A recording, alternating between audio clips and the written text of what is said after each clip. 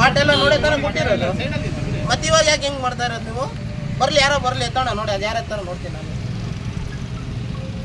ಇಲ್ಲ ಯಾರಿಗಾನ ತೊಂದರೆ ಆಗಿದ್ರು ಹೇಳಿ, ಅಂಗಡಿಗಳು ತೊಂದ್ರೆನಾ, ರೋಡ್ ತೊಂದ್ರೆನಾ, ಜನಗಳು ತೊಂದ್ರೆನಾ, ಯಾರು ತೊಂದರೆ ಆಗಿದ್ರು ಹೇಳಿ, ನಾನು ಮಾತಾಡ್ತೀನಿ, ರೆಸ್ಪಾನ್ಸ್ ಕೊಡ್ತೀನಿ. ನೀವು ಸುಮ್ಮನೆ ಹೆಂಗೆ కర్మచారి దీనికి గవర్నమెంట్ పర్మిషన్ ఉంటే వీళ్ళు ఆఫీసర్లు కాదా, వీళ్ళు తెలుసా?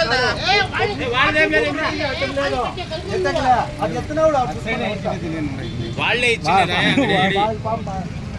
మీరు విషయం ಅಂತ ಇಡೀ ಸರ್, ಈಗ ಸಾರ್ವಜನಿಕರಿಗೆ ಯಾರಿಗೂ ತೊಂದರೆ ಆಗ್ತಾ ಇಲ್ಲ, ಪಬ್ಲಿಕ್ಕಿಗೆ ತೊಂದರೆ, ಪಬ್ಲಿಕ್ಗೂ ತೊಂದರೆ ಇಲ್ಲ. ಇದು ಎತ್ತಕ್ಕಾಗಲ್ಲ ಸರ್, ಇದು ಅದು ಚೆಯ್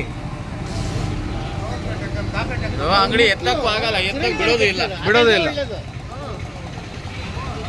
ಯಾರು ಏನು ಪ್ರಾಬ್ಲಮ್ ಇಲ್ಲ ಅಂಗಡಿಯಿಂದ.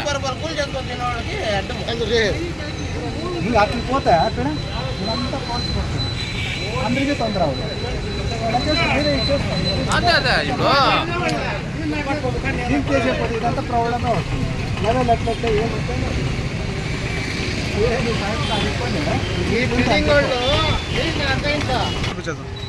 ಯಾರಿಗೂ ತೊಂದರೆ ಇಲ್ಲ, ಅಂಗಡಿಗೂ ತೊಂದರೆ ಇಲ್ಲ, ರೋಡ್ ತೊಂದರೆ ಇಲ್ಲ, ಜನಗಳು ತೊಂದರೆ ಇಲ್ಲ.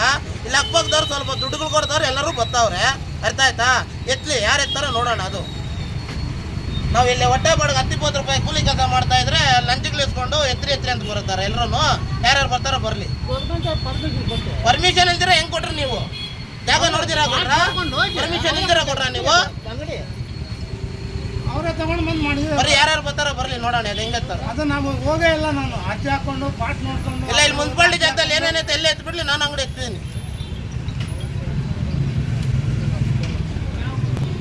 ಒಳ್ಳೆ ದಲಿತರಂದ್ರೆ ಇದು ಒಳ್ಳೆ ಇದಾಗ್ಬಿಟ್ಟೈತಲ್ಲ, ಬಂದು ಎತ್ತರ ಎತ್ಬಿಡ್ತಾರೆ.